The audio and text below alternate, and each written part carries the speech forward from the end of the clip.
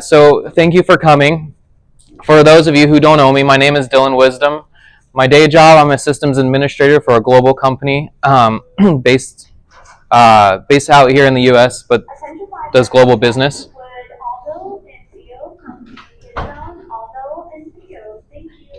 Great. And then many of those who know me, who have used me for help, they also know I do IT consulting. I do residential stuff for you as well, but I also help local businesses. So, and then most importantly, I have to remind you that I am Bonnie's grandson. Yes. I was ridiculed for not adding that previously, so I wanted to make sure. I know. I'll move it up. I have over 7 years in IT experience, and I'm globally certified in Security Plus and some other things. So that is all to say that I don't want you thinking I'm some up here being crazy, telling you crazy things. I want you to understand that you can trust me a little bit, right? Okay, that's who I am. Really quick, I just wanted to do a really quick kind of house cleaning here. So those of you who have been to my classes, it's been about 3 years since I initially started doing this. Since I've done that, I've learned a lot more and want to try and achieve a lot more. Because of that, I'm starting to do things a little more complex. So a lot of you have been very patient and been helping patient with me as I'm trying to learn how to do this new email system I'm working on, getting you all this content, videoing, etc., etc. It has come with its own challenges that I'm trying to get through, so I appreciate your patience. There's a couple of people I still can't seem to get an email to. We'll figure that out, I promise. But anyway, I appreciate that. Email, again, recipients, some people aren't getting it. Links, like if you took my password class or you were here, I sent an email out with a bad link to the video. I fixed that, resent it. And responses, I think I got 1 or 2 people that said they responded to me. Those emails that you get are from a system and you respond directly to those, I won't get them. You have to compose a new message and send them directly to me. I didn't realize people were doing that, so I'm sorry if that was confusing. So I might have not gotten a correspondence if you did it that way. And again, video quality, I'm working on getting this down pat. And then suggestions. You guys are pretty quiet after the class.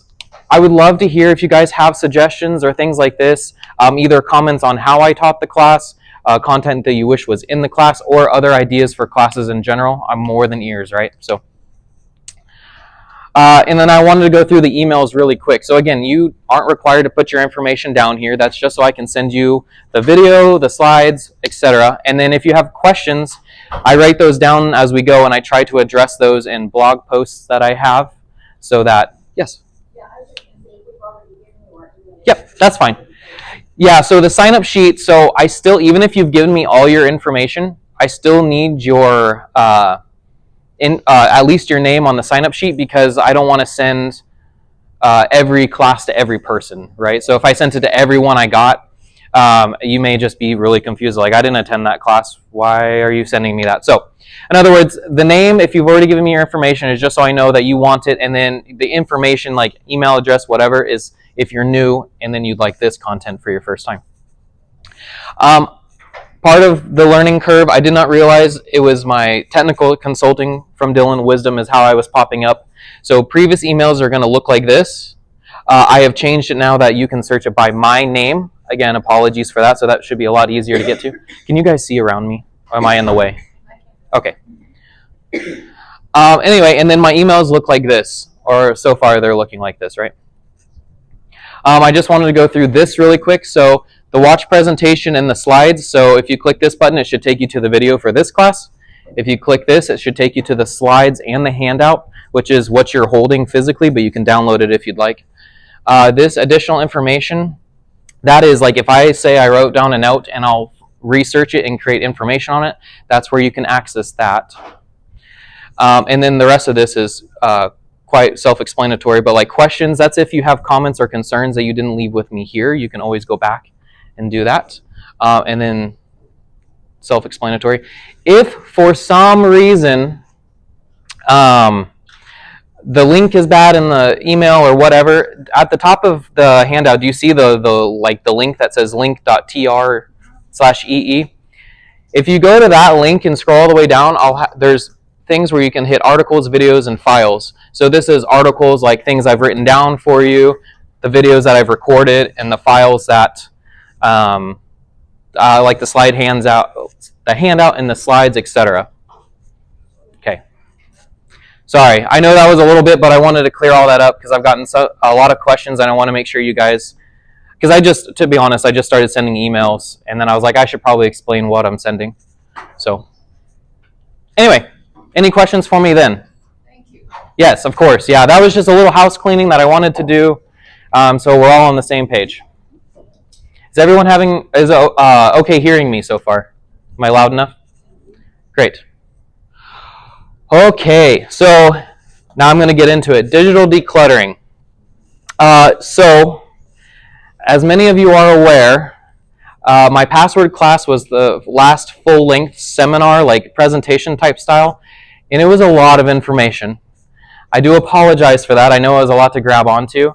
I'm going to try and reel that back a little bit with this one. So some of the content in this slide may seem very broad, like from what we say 1,000-foot perspective, right? And that's okay. If you want more in depth, just let me know, and I'm more than happy to go in depth. But this is kind of like a taste, right? Until we figure out where we want to go with this. But essentially, we're talking about, and as I was developing this class with that in mind, it is called Digital Decluttering and Cloud. It's a lot of cloud, a little bit of digital decluttering. We're going to have to see where we go from here, and you'll see what I mean. But it all makes sense in my mind, so please let me know otherwise. But anyway, again, so this is all about all these times where I have people say, hey, what is the cloud? Or, hey, I keep losing this, or I can't find this, or things like that, right? I know we've all dealt with that in one aspect or another, right? It's like, we know we have these machines, we know what they can do with our files, but it's like, how do I access them well? How do I store them? What is the cloud? How do I back that up? How do I not lose it? Right? And this is the high-level answer that I'm trying to solve with you guys, right, today. Yeah. Again, that's a very complex thing, and I'm trying to ease us into that rather than giving you the full thing like I did with the passwords. Yeah. Okay. So who has lost information, photos, documents, whatever, for one of these things? Can you raise your hand, please? Yeah. Great. That means you're probably in the right place.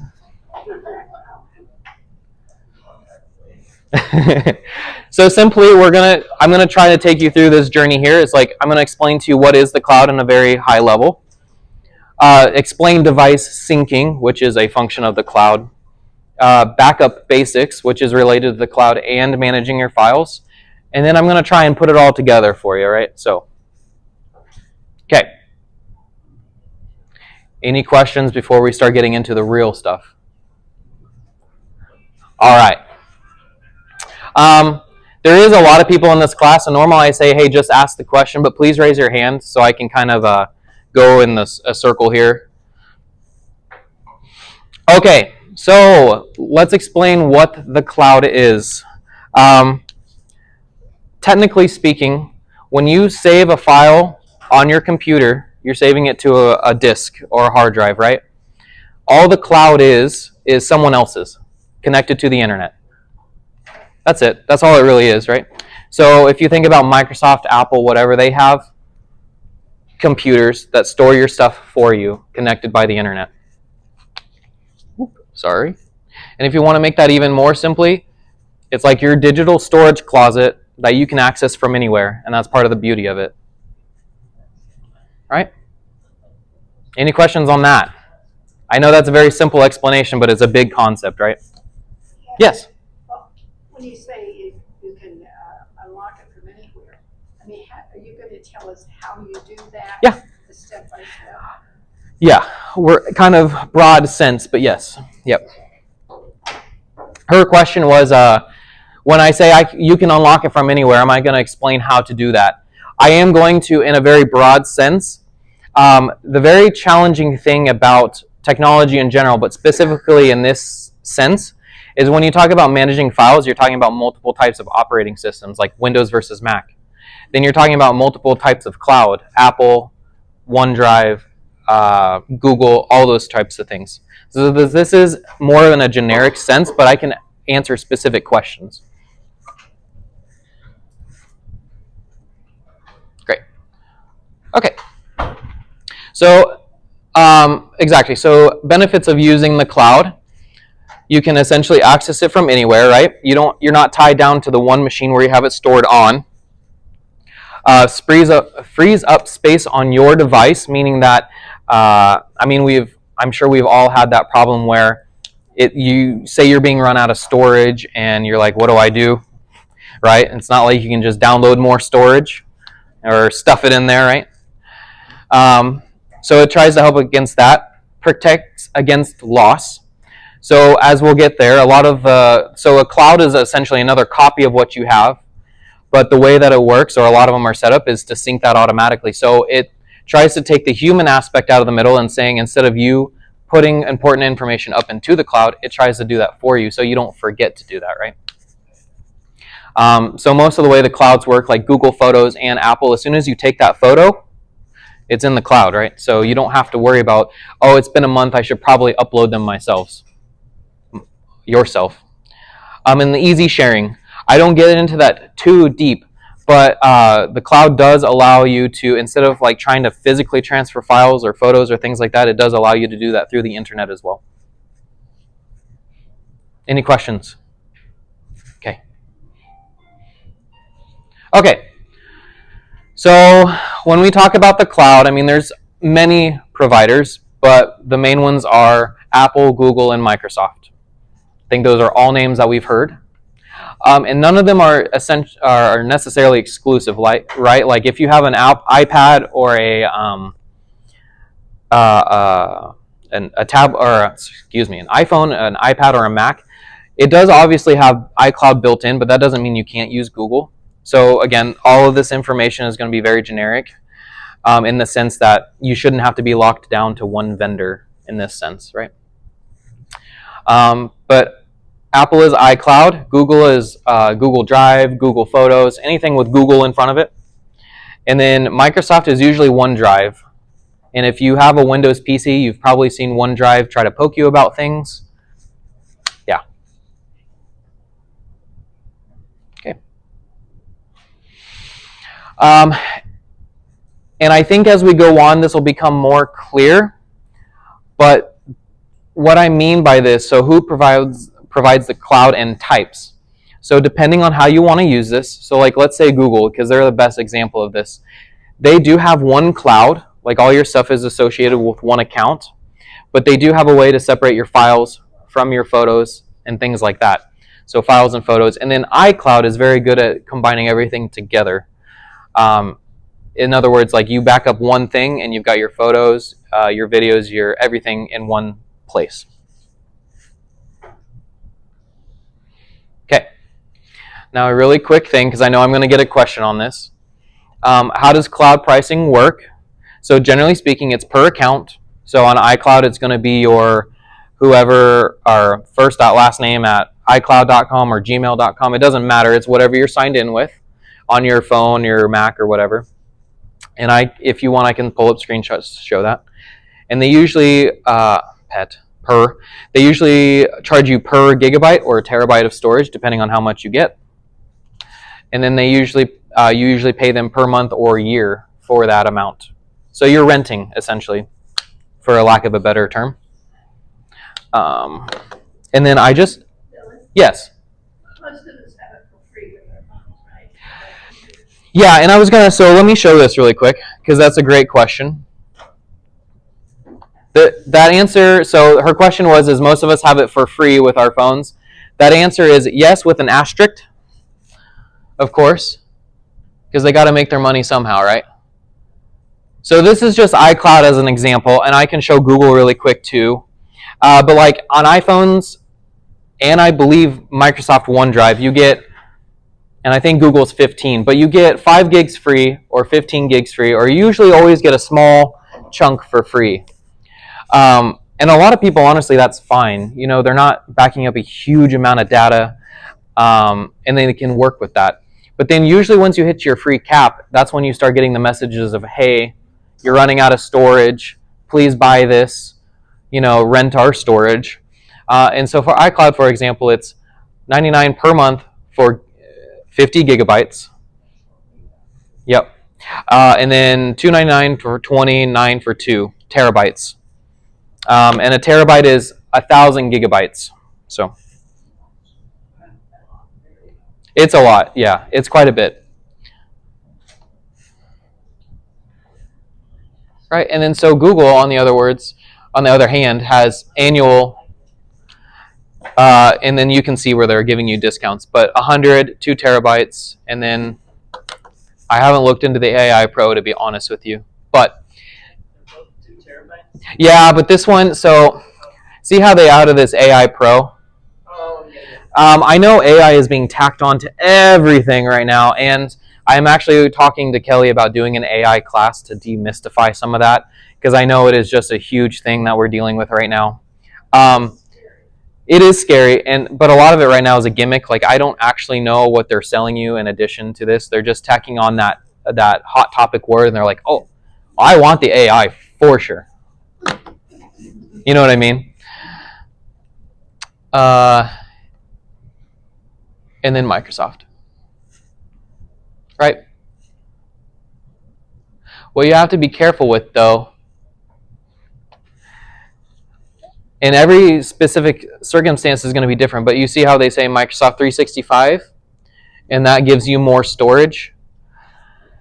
Microsoft 365 is actually their Office Suite bundle. So it's Word, Excel, PowerPoint, etc., but they lump it in with the storage, and that's how they do it. So based on what platform you want to use is going to kind of change your perspective on what to buy a little bit.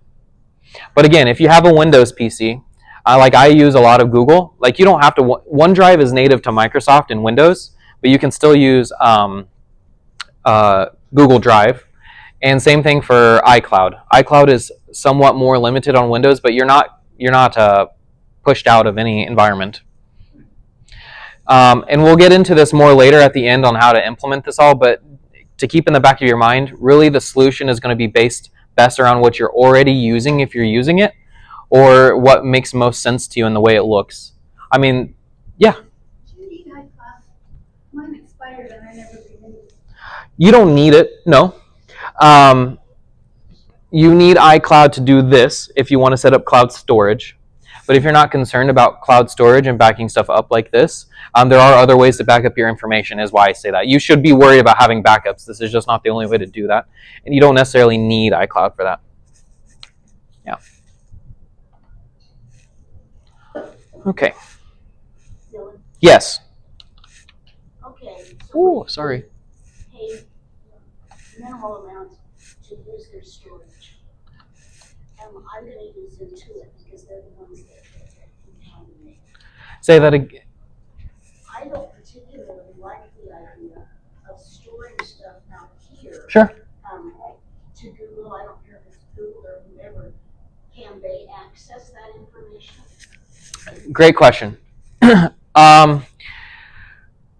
So I'm processing your question so I can give it back out to everyone. So anyway, her question was, and correct me if I'm wrong, but is essentially like the trust in the cloud, right? I mean, there is a huge factor of trust, and I do actually brush upon that here in just a couple slides, but it's like a lot of this information is critical to you, right? It's very important, or it could be very crucial, or what's confidential is the word I'm looking for. So why do we trust to put our data with them? Very valid question. I'm going to get into that in just a little bit, but a very valid question. And that's the same thing like when I was talking about password managers in the password class, which I plan on doing a whole class over just password managers, just FYI, but it's the same question. Why do we trust them to hold our passwords if that's, our whole existence, right? Very valid question. Very valid. I'm only putting it off because it's the next slide. There we go. Okay. Her question was also, can or I think it was you or someone, but can they see your data? The answer that we have to believe, again, this is a lot of trust, is no. They encrypt your data. They encrypt the transmission of your data. And for those who don't understand what encryption just means that they scramble the information and you have to have a key to unlock it. And then your computer manages that key, and so only you can unlock it, right? You don't have to worry about that. But that's what I mean by encryption. They scramble it so it's not readable. And they put it on their servers, they encrypt it, and that keeps them from seeing it, that keeps the bad guys from seeing it, and it keeps them from seeing it in transmission. Again, there is still a level of trust, right? I'm not going to say that they are not susceptible to any problems or things like that. It's all a matter of the amount of risk that you want to take. And what I mean by that is like they spend, Google, Apple, Microsoft, they're not small companies, right? Their security budgets are literally millions, if not billions of dollars. So they are investing a lot of money and time and professionals into this. So it's really easy to say that they encrypt it, right? But they really do go all out when it comes to that. But yeah, yes, I'm sorry. Well, my question is kind of with her. Sure. Of course, hacking, there's so much hacking going on. Sure. Sure. So I'll say, like I said, is there? Yeah, absolutely. So again, the question is, how safe is your data from hacking? So there's two things we have to consider, or there's two players at that game, right? Two victims, let's say it like that. So there is the actual provider themselves. So you may be trying to hack the provider to get other people's information, or people may be trying to hack you so that they can access your information through the cloud, right? So it depends on who they're going to first, either through you or through the company.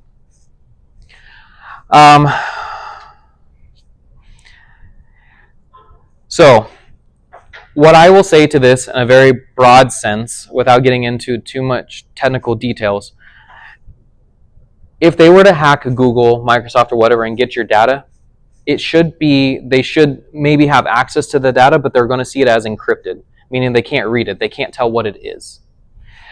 That is 9 times out of 10 what happens when breaches happen. They get access to the data, but they can't see what the data is. And that doesn't happen very often anyway. The type of breaches on this type of data doesn't happen. A lot of what happens with like when you get the AT&T notices and stuff like that, hey, your information has been hacked, released, exfiltrated. Usually what's happening then, and I don't want to speak specifics on AT&T or whatever, but generally from my experiences, what happens is they're storing that incorrectly, and then those hackers are able to pull that information in what we call plain text, which means they can just read it. It wasn't ever encrypted. So, does that make sense? I know that's a big question. Yeah. And again, valid. I know it sounds very scary to say, hey, company, let me just give you all my stuff, and I'm just going to trust that you keep it secure.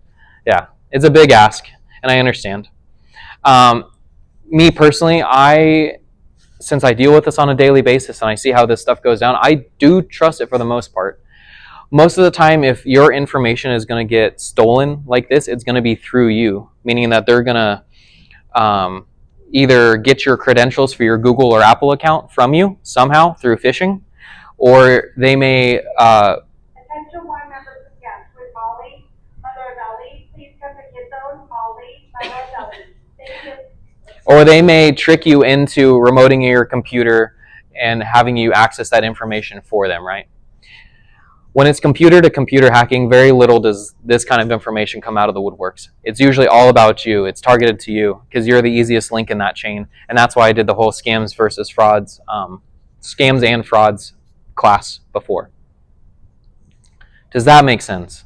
That's a huge topic all on its own, and I want to make sure that people understand that because it goes really in depth. Like I could start talking about all the AES 256-bit encryption that Microsoft does asynchronously between you and the device, but I don't want to get into that. I just want to make sure it makes sense to you, right?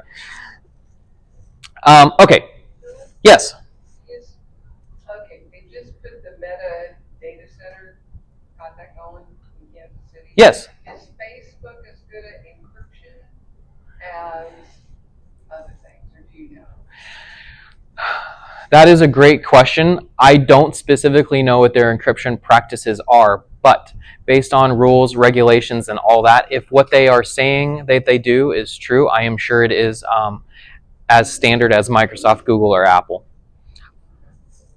I don't get on it. That's what you do, but Sure. annoying with it. No, sure. Yeah, I mean, Facebook is now a huge company as well, and I saw your question. I'll get there in just a second, but there's always going to be a level of trust, and I can't say that there's not going to be, right? Like they say whatever they want to say, and we just have to trust that since, like Google, Apple, Microsoft, Facebook, now that they own the industry or they are the leaders of the industry, we just kind of have to take that for what it is.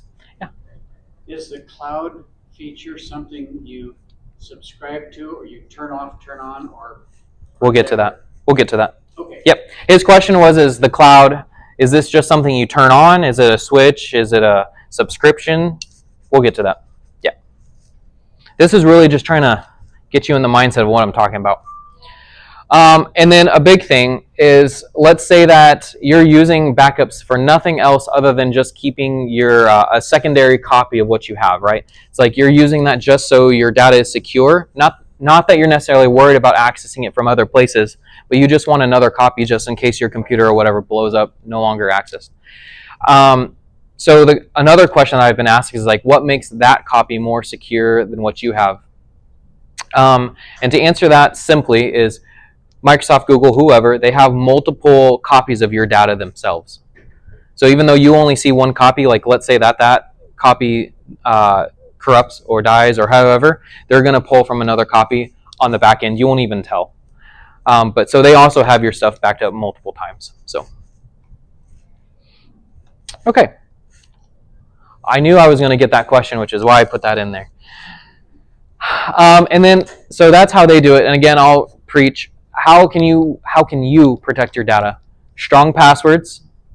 Like if you're using the cloud for your iCloud account or your Google or whatever, and you're using a really weak password, and all your data's in there, there are protections against that, but you're doing yourself a disservice. You really want to make sure you're protecting all that information with a strong password. Don't share accounts. In this case, with the cloud makes it easy to share your content. There's no reason for a person to sign into your account as you to access certain content, right? There are other mechanics around sharing information between different accounts. And then turn on two-step login. That is good for cloud. That is good for anything. Honestly, I know it's a pain, but if you're going to ask my opinion, anything that allows you to turn on two-factor, you should. Just the world we live in, and this is how it works. Okay. And I think I've already hit this already. Can anyone see my files? No. So if you put your files up into the cloud, when you're talking person to person, you have to give permission, which you can do to let people see files. Like, has anyone logged into one of my emails and clicked on like the slides and handout? Has anyone clicked to download that? Okay. If you do, you're actually accessing my Google Drive, but I'm only giving you access to one folder. So that's a real world example, right? I'll lose files if I switch devices. This is what we're trying to avoid. So the cloud is like essentially your middleman, right? So it's your bridge between your phone, your computer, whatever. So if I were to take my phone right now and just toss it in the river, I'd be good. It would still suck because I have to buy a new phone, but that's a whole nother problem. But all the data I know is there. Okay, so in other words, the cloud is your closet. They keep it safe and secure as much as possible, specifically with your help. Like I said, you're going to be the main factor in whether people can get access to your account through social engineering and scams and stuff like that. And then it essentially allows you to use it anywhere. Okay, any questions? Okay. Yes, I'm sorry. Okay, there's so many vendors with cloud services. Yes. So let's say you don't use the three that you talked to about. Yep. Went to somebody else. Sure. How can you be sure all your files are retained, and what if you want to change vendor name? Great question. So her question was to simplify. since there's so many providers of cloud, like how do you ensure what they're doing is secure, and how do you make sure if you want to switch vendors that you can do so? All the files are retained. Yeah. How do you know how many, all your files are there? In You the have an inventory. cloud itself. Yeah. So, and how can you tell that they're retained? So most of the time, the cloud itself has an interface, like a website is most common. So another vendor that I'm not speaking of now that is a cloud service is Dropbox. If you have ever heard of Dropbox. Yeah. Dropbox is dropbox.com, and you log into your account, and then you can see all your files there. Now, how do you know that if, let's say you have 100,000 files, you're not going to go search for every one and make sure they're all there. A lot of those companies, they have, and it depends on which one in your website there, but they usually have like a file count. How many folders you have, how many files you have, etc. And that's how you ensure. The bigger answer to that is that you should never trust a single source for all of your data to be. So even if you put all your stuff in the cloud, you should trust that it's there in the cloud, right? But you shouldn't completely say that it's bulletproof. And then we'll get into that on backup practices to make sure that you don't fall into that. But it's a good question. You can't assume, even on your computer, that everything's safe. You know what I mean? Yeah. Did that answer your question? Okay. Could you address the two-step login or because it seems to me, at least based on the experience I've had, it's like the bank says, we use a two-step login. Yep. And we will send you a code. Yep. And then you put the code in the box. Correct. So, so are there times when that happens, but there are other things where I log in and I mean, there's nothing comes up that says, yeah, we want your code. Or, yeah, I understand. I'm confused. No, you're totally fine. So her question is essentially why, and correct me if I'm wrong, but why do some websites require MFA? Sorry, why do some websites require you to have multi-factor authentication, and why do some don't? So the broad answer there is not every company either provides it or requires it. Because multi-factor authentication, whether it's a text, an email, in whatever form, is usually always set up by you. You have to mandate that. So when you did it with your bank, if you may not remember, you provided them with a phone number, and then most likely they asked you to check a box that said, hey, do this from now on. So it's always geared by you. You always have to go in and say, hey, I want to do this. Very few places, except for the big companies like this, will not let you sign in without enabling that. So if there is a website or something that you believe you would like extra protection on, it would be your benefit to go to them directly and see if that's an option that they provide, a service. Does that answer your question? Sort of. Yeah, it's kind of, multi-factor authentication is very broad in the sense in how they can perform it, right? So sometimes you get the codes to your email or your text. Sometimes it's just a link that you tap on to hit approve. It comes in different forms, but you always have to set it up yourself. Yeah. It strikes me, it's not just two-step, it's three-step. You've got to have your ID to log in the first place. Mm-hmm. And then you have to have your password. And then you have to get the code and put that in. True. Yeah, so it's the reason why they call it two-step, and actually they've gotten away from saying two-factor authentication. It's now multi-factor authentication because of that, right? But really your username is not a authentication. They don't know who the password belongs to. So you're just telling them who it belongs to, and then you put your password in, and then the text or whatever you get is the second password. Yeah. Again, if criminals would just be nice, we wouldn't have to do all this. No, you're fine. You spoke about they are sending you a text or email saying your cloud is full. Yeah, right. I got this other day and I didn't know what to do about it. Yeah. This is on my phone now. Do you have Android or iPhone? Okay, so we can look at it specific, but number one, if you, and I've been seeing this scam go around a lot, there is a scam right now, and if you look and dive into it a little bit more, it does look phony, but it does look At first glance, it can seem legitimate, but then if you dive into it, it's a little phony. But there is one going around right now about renewing your cloud storage. So, so the golden rule with any of that, is when you get an email, you forget about the email and you go straight to the source and verify. So in this specific instance, you would go to your phone storage, and usually your phone storage will tell you if you're full or not. And if you're not full on your phone, then you're good. And we can look at that more if you want after class. We can look at that more specifically. But there is another scam going around about cloud storage, because this is as all of you, I saw heads nodding and things like that. It's a common confusion, so they're playing on that. Yeah. Oh, I didn't know she was still. I noticed I had two-factor authentication on my Schwab account.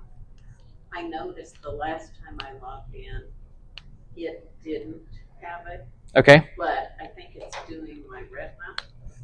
So yeah, so that, it depends. I'll have to look, but so she asked, sometimes when I log into an account, it prompts me for MFA. Sometimes it doesn't. Usually what that comes down to is, does anyone remember me talking about fingerprints in the password class? It's usually around your fingerprint. So if you're logging in from the same source within a certain amount of time, usually it does not prompt you again, because it has enough information to say that you're real. Yeah. Okay, great. Okay, this is a really quick thing about, so the second section I'm going to get into is about syncing your data.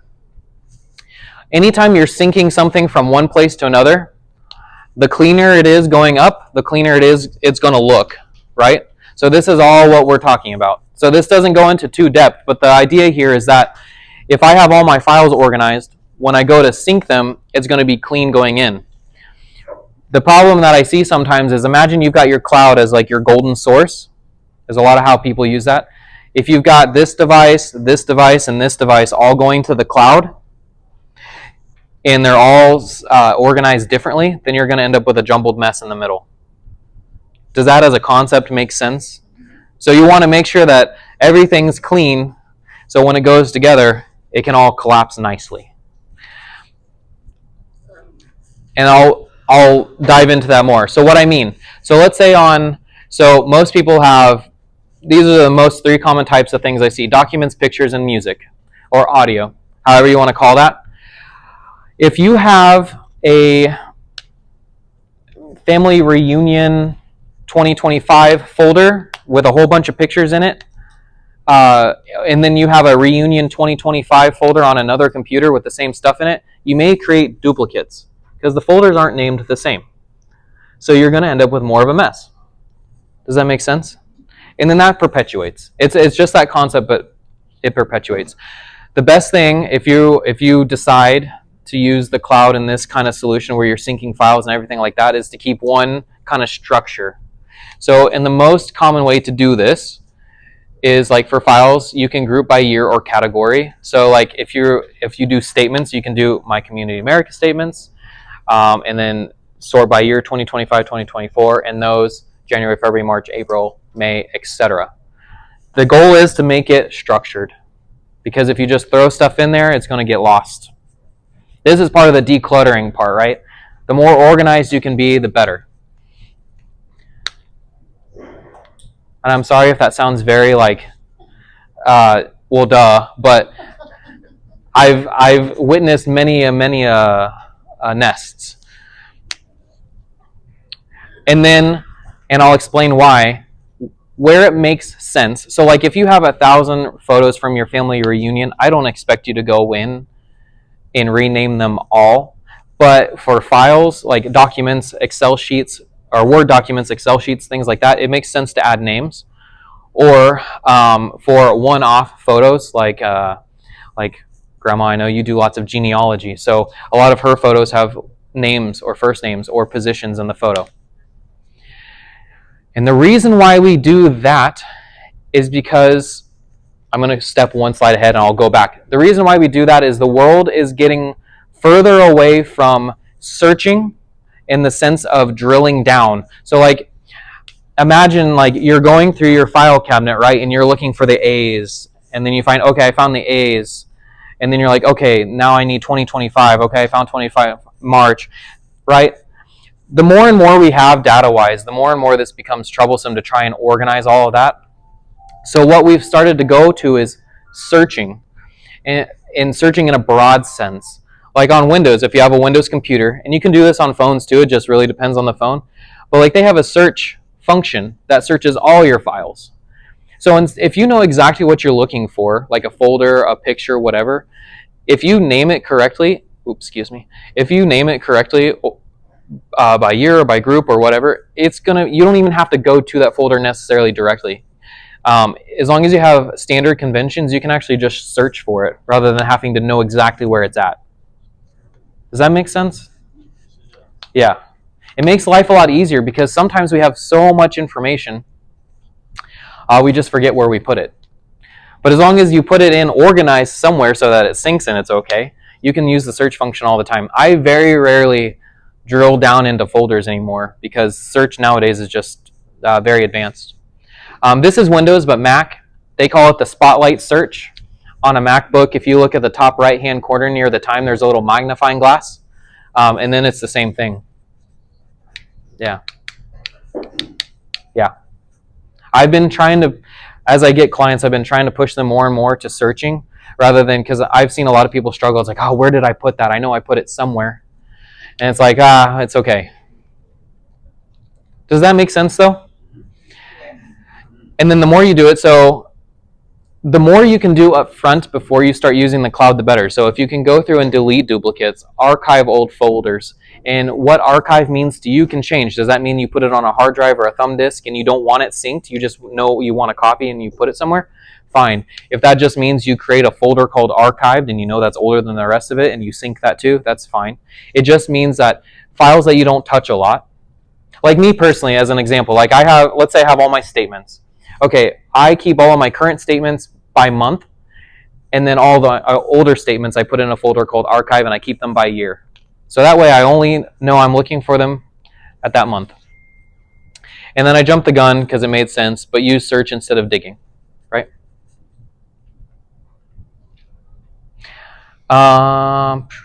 Yep, easy finding, easy searching, clean syncing. Okay. If we have time, I'll go back. I want to make sure we go through the content. But what I was going to show you is I also, if you are more of the person who likes to dig anyway, rather than the searching, I understand. I feel for you. If you like things to be in a specific, so most computer systems, they organize things in alphabetical order. But if you're like, okay, I want it in this order, what you can actually do is add numbers before. You can prefix numbers to your files and folders so that they, like 01 is going to be at the top because it's number 1, regardless of the name. And so I do that as well if I want certain things to be at the top if it's not alphabetical. Yep. So you're telling me I'm in trouble because I don't name my photos, and when they go to the cloud, they don't have a separate name to them? It depends. It really depends. What I mean is that if you don't have, you're on iCloud, right? Yeah, no, more what I'm saying is that, so iCloud specifically, they dump full photos in general all into its own bucket. So photos are photos, and Apple devices actually can sort by date all on its own. What I'm talking about is those people who have still have digital cameras or they pull their photos off the phone and you're organizing photos on your computer. Thank you for asking that. That's a good clarification. And I apologize if some of this does not seem detailed enough. The problem that I face is that there are so many different providers. So I'm always willing to answer specific questions. You just got to let me know. Okay, so again, syncing. So now we're on syncing. I'm sorry. Before I go on, any more questions on that? Okay, so it's essentially your bridge between devices. So you've got your cloud and your device, and then the syncing is the magic that happens in between to keep everything updated on both ends. So why we sync with the cloud, if you feel comfortable doing so. Again, cloud is only one option, but generally your photos show up automatically. So you take that photo and the sync puts it up into the cloud. So that allows it to be secure, that allows you to share it, and all that fun stuff. Documents, same thing. So nowadays, if you use like modern Microsoft products, they actually connect directly to the cloud and you don't even have to save them anymore. So like, have you guys ever worked on a document and then the computer crashes and you're like, gosh dang it, I wasted 3 hours and now I got to start again? It's trying to eliminate that kind of possibilities. And then your files are available anywhere. So it updates everything and it makes it available anywhere you want. So sometimes this happens to me where I'm like, I have my work computer. So I have 2 different computers that I use for work, but everything that I do on this one shows up on the other one. So it doesn't matter where I'm at or what I'm using. I've always got access to them. Okay, so I am addressing this because I've gotten this question. There are 2 ways to use the cloud, and it depends on, there's no right or wrong answer. It depends on how you want to use it. We have what I would call synchronous, which means everything on one end is the same on the other. Or we have asynchronous, meaning that I am deciding what is up here and what is down here, right? Does that make sense? So in other words, I don't necessarily want everything to be the same. I want to take all these old photos and I want to put them up into the cloud and I want to forget about them and I only want to worry about what's right here. iCloud is the best example in synchronous. That is their default. So the goal of iCloud is to make sure that all your devices are the same or within the same state. There are ways to use that, use iCloud where that's not true, but they are the leaders in synchronous uploading. I said Google Photos, but I really meant Google Drive. So Google Drive is very common to load files up into Google Drive and leave them there without syncing them. You can do it, but I would say most of the time people put files up into there that they intend to share or they just want backed up or whatever. And then so that's one direction. So it's totally up to you on how you want to use that. There are intricacies based on that. Okay, and then when you're syncing, I wanted to make this clear. So there's generally 3 icons that you see on files, etc. across whatever. These are pretty universal is what I'm saying. So the cloud usually means that it's in the cloud but not where you're looking. The check mark usually means it's where you're at and in the cloud. And this usually means that it's working on either pulling it down from the cloud or putting it up into the cloud. But you'll see these a lot on files. That's it. Things that if you do intend to use the cloud, things that you want to ensure is that like your Google account, your iCloud account, etc. You want to make sure that you know your account credentials and that you're signed in. Sometimes I see, let's say I change my iCloud password and I never change it on my phone, then your sync breaks. Most of the time, it will prompt you saying, hey, you're signed out. Please sign back in so we can continue syncing. The best way to verify whether it's doing that or not, which leads to your question, is like, how can we verify? However, whatever duration you feel comfortable with, like, in other words, if you don't have that important information and you can do it every 6 months, fine. But if it's something critical and you want to look every month, but you just want to make sure that whatever cloud provider you're using, you log into every once in a while, see that it's looking up to date, and then go from there. Again, the goal of the cloud is not to use it as the sole source of your data, but just to make sure that it's a good backup. Yes, I'm sorry. As far as I know, I don't think I can sign up for the cloud. Okay. But it appears to me sometimes that some of that syncing, a lot of that stuff is happening anyway. Is it saving to because I have Android. I have an Android. Yeah. Brand new Google Sure. Pixel 9. It seems that Google wants to take over my life at this point. Yes, they do. Yeah. But I'm just saying, so is it, unless you actually sign up for one, is it going to a cloud or is it not? Okay, so her question is, it seems like, so in her preference is that she doesn't sync to the cloud, which I can definitely agree with based on, we've had different conversations about that, and I agree with you. But you're saying that it seems like things are syncing. And going to a cloud. Yeah.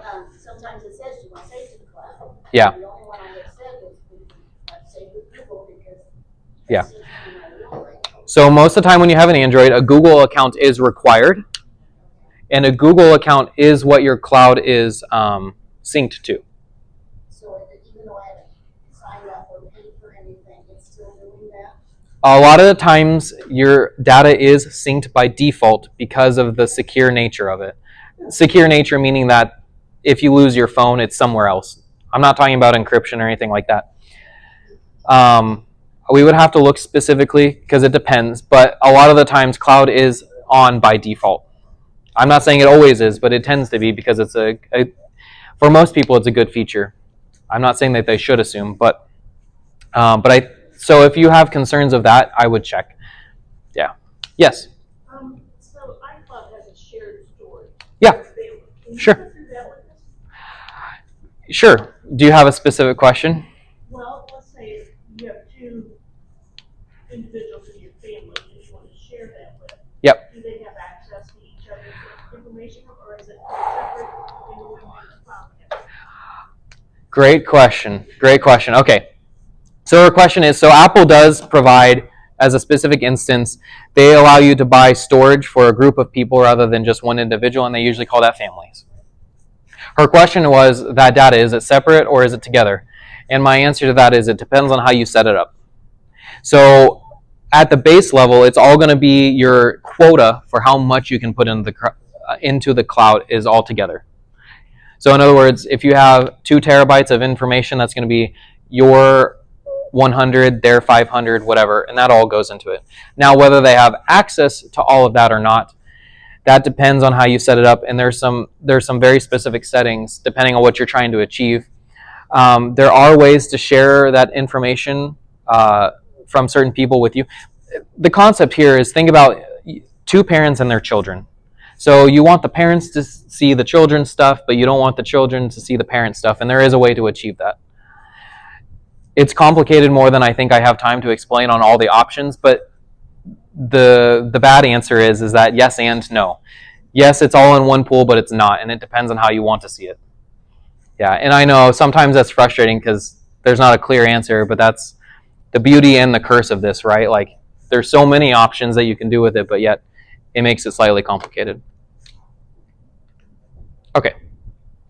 I will do this again if we have time. All I was going to show you is that if I create a file on my computer, like now, I can log into my OneDrive account online and you'll see it pop up. And then you can actually see it sync. Like, the file will be created, it'll have a dot next to it, you'll see 2 little arrows next to it working on it, and then it'll check mark. And as soon as that check mark shows up, you can see it in the cloud, you're all good to go. Okay. So, just to recap really quick. I explained what the cloud was. I explained how to keep your files clean so that if you plan to sync your files to the cloud, they're all clean and nice and happy, right? Because the goal there is to have multiple devices syncing into the cloud, and you don't want multiple devices to be on different pages, and then that starts making everything dirty in between, right? Okay. So now I'm going to go over backups, because that has to do with your local files and it has to do with your cloud and how those kind of play all together, right? Because at the end of the day, the cloud is a backup. It just, how we see it is very much, it's become so normalized that I think it's just like, oh, we use the cloud, oh, right? Okay, so your backups are like your spare keys, right? So you never want, and I'll tell you what the rule is right here, but you never want just one copy of your data in a perfect world. I know it's not feasible for some people, and some people, we don't have the technical skills, but I'm here to tell you it shouldn't be too difficult. But the 3-2-1 is you always want to have 3 copies in 2 places, and one of those being off-site. So what I mean by that, so 3 copies, that makes sense, but the 2 places, so that could be on your computer and in the cloud. And then one off-site, the cloud is an off-site storage. So that would satisfy that. And that's why a lot of the time, like, this is an industry standard that we use, right? We always have 3 copies of our data. But your cloud is another copy and it's off-site. So it satisfies that criteria. And that's why we're using the cloud so much. Or that's why it's become such a big thing in terms of your device and storage and stuff like that. Now, it could be like if you don't want to use the cloud and you're more just worried about keeping your files secure, It could be I have clients where they have a computer, they have a hard drive connected to that computer, and then every once in a while they dump. There's actually ways to automate it too, but they dump files onto that hard drive, and they call it good because they have 2 copies. That satisfies the 2 places rule, but not this rule. So in that instance, what I encourage them to do is, like, if you have I know this is very extreme, or it could seem very extreme, but like if you have a safety deposit box or a neighbor or something, or someone like that you really have critical, like you would be distraught if you lost this, you would want to create another 3rd copy and put that somewhere else. Because one second, but the goal behind that is like, even though your computer dies, you have your hard drive copy. In the unfortunate event, what happens if your house burns down or a tornado takes it or something like that, right? Then you would lose both copies and no one's having a good day. Yeah. Yeah, you can. Yeah. Yeah, you definitely can. And I always forget to mention thumb drives because I always think of them, I mean, they have like terabyte thumb drives now, so they're huge, right? And they take up a very small footprint. But yeah, you can definitely do that. The goal is to not put all your eggs in one basket. And this is the golden rule of doing that. Cool. And I preach that because it breaks my heart every time I have to help someone who they've had all their stuff, they've had 2 backups or something happens, and I'm like, yeah. Okay, and of course, why do backups matter? If our device breaks, our phone gets lost, and again, accidents happen. So, sorry, I'm going forward instead of back. Okay, so cloud backup. So again, that can be one option, and if you have your local device and your cloud backup, that satisfies the 3-2-1 rule because you have your cloud backup, which is off-site, and they, like I was saying, they actually back it up probably 3 or 4 times themselves. You just don't see that part, right?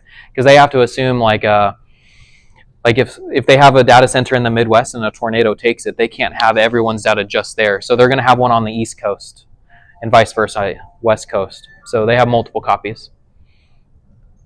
And then local backups, USB drives, external hard drives, things like that. The only thing I would suggest not using nowadays is CDs or DVDs. I have seen backups on those still. I don't suggest it. Number one, they're just not as reliable as these. And they're optical, meaning that if they get scratched and things like that, they're just not. And you just can't find the hardware to really view them anymore, right? Yeah. So you would end up with of course, that's being said, my business, we still take backups on tape, like physical tape, like tape drive so yeah, that's a whole nother situation though. That's a conversation for another day. So why both matter? So cloud is anywhere, right? But your hard drive gives you extra safety. And again, if you don't feel comfortable, it's all about your risk tolerance and how, like if your photos are up in the cloud and it would make you very embarrassed if someone saw some of those, but it wouldn't like ruin your livelihood, then fine, keep them up in the cloud and that's your backup, right? But if you have like very vital information, maybe you don't want to keep that or trust that with someone just in case. And then keep your extra safety, right? It's all about your risk tolerance and how you feel about it. I'm not here to say that the cloud is the best solution in the world. It is just a very convenient solution for most people. Right? Any questions? I'm doing pretty good. Instead of being an hour over time, I'm like almost done here. So, okay. So I'm going to give you simple plans that you want to do, or a simple checklist of things to get you started on this. Okay, choose your cloud service. Now this is one checkbox, but it is kind of a complicated question. And my answer to you for who do you want to use for your cloud service is like based on what you're using already. So let's ask the first question, where is most of my important information at? If you say your phone, great. Or is it an iPhone or an Android? If it's an iPhone, I would probably start with iCloud. In the giant asterisk behind all this, unless you're using something else already. This is as if you're starting out, right? But if you have an iPhone, I would start with iCloud if you're new to it, just because it's built in. It's very easy to manage from those type of devices. Android, I would start with Google Photos, Google Drive, etc., because it's built in. It's native to that app. It makes it very simple in that aspect. Let's say that most of your important stuff is on your Windows or Mac PC. So the Windows PC, it has OneDrive built into it already. So it's going to make that process very simple. Most people who use a Windows computer have Word, PowerPoint, and Excel on it anyway. So if you need additional storage, rather than buying storage and tools, they do kind of make that easy by combining them together. But let's say you're on a Mac computer. So luckily iCloud, they do make that as simple as well. It's the same process. You connect your iCloud account just like you would do a phone, and they all sync together. Does that make sense on how to pick? It's all about it's all about what you're already doing or whatever you're using, because most providers bake in their option. I would give you my personal experience, but I use all of them because I have to stay fluent in all of them. So I don't have a good personal perspective on that one. And then turn on your sync. So this depends on what service you're using, but I'm going to start with phones because I feel like that's 90% of what people have that they need to sync nowadays.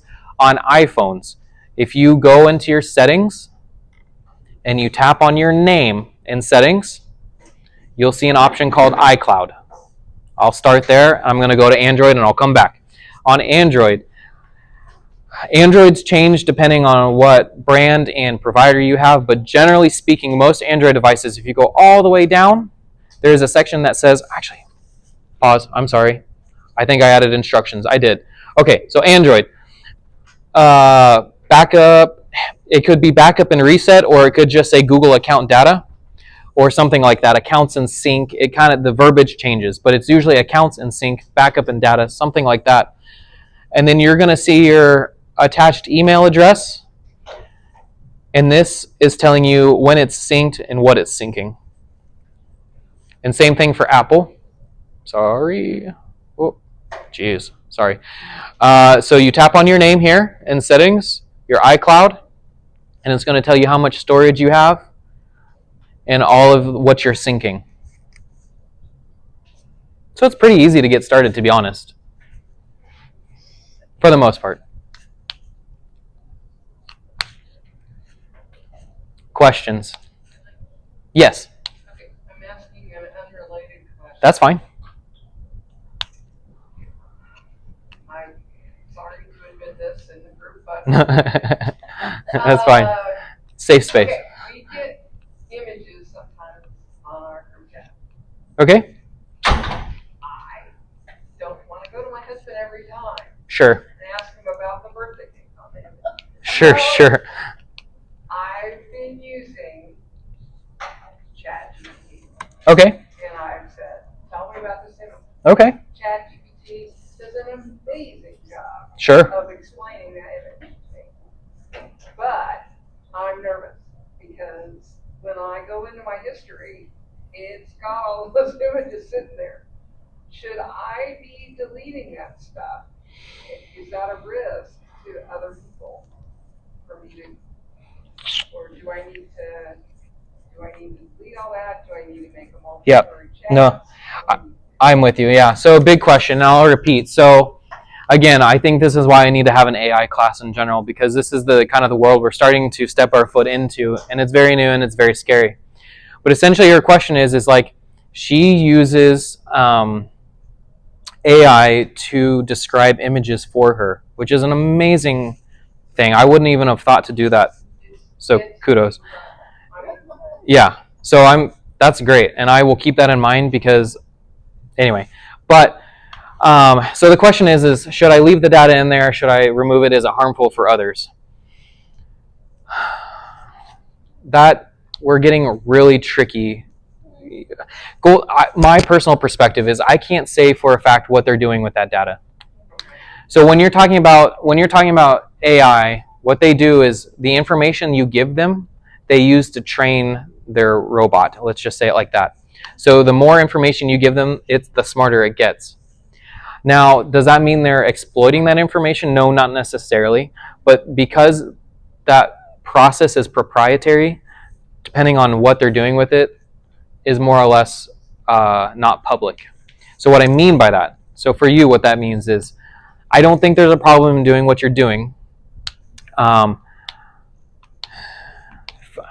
For you, it's hard, I think, to tell exactly what the image is made of before you're putting it in, right? That's the whole problem. So, but if it's just images and it's not pertinent information or anything like that, I don't currently see a problem with that.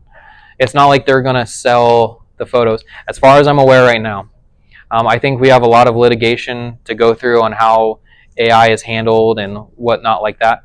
What I would tell you is that based on what they say now, and I don't know if you pay for ChatGPT or you use the free version, which most people do, but if you do pay for it, which I understand the whole concept of not wanting to pay for something additional, but they do say that if you pay for it, they don't retain your information.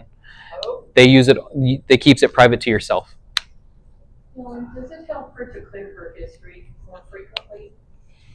No, because the problem is once you've put the info, I don't think so, because once you put the information into ChatGPT or something like that, it's got it. It's processed it. Sure. That's my point. Yeah, it's you can delete it, but the thing is they've already processed it. But most of it is just, I mean, you know. Oh yeah. Input in your No, and birthday cake, right. you know, and sometimes, yeah, okay, sometimes I've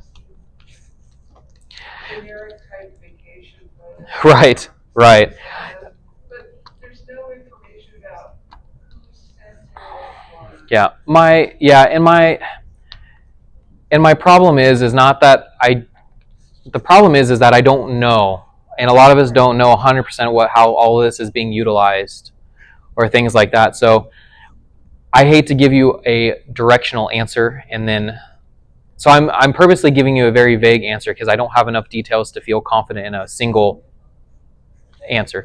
But I wrote it down so I can do some research on it. So what you're kind of telling me though is, if I forked over some cash and paid for it, then it would keep my information private. That is correct as far as they're telling people. Okay. Yes.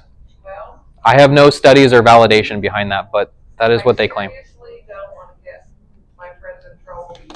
Yeah, no, and based on what you're saying, I don't think you are, but I don't want to lead you astray just in case there's that one instance where it was very specific, and yeah, you never know. And I'll tell you what, I've had some very surreal conversations with this. Yeah, no. About the Kemper Art Museum. No, I that's why I want to do a whole class on it. AI is a very useful tool. Yeah. And again, I'll send these slides out if you want. Yeah. So again, in my mind, if you want a perfect world, your cloud and external is your best protection. The more copies of your data, as long as you maintain them, the better, right? Yeah, so your cloud is your closet. You want to sync it. You keep multiple backups, and once you do all that, you can go through life confident that you won't lose things.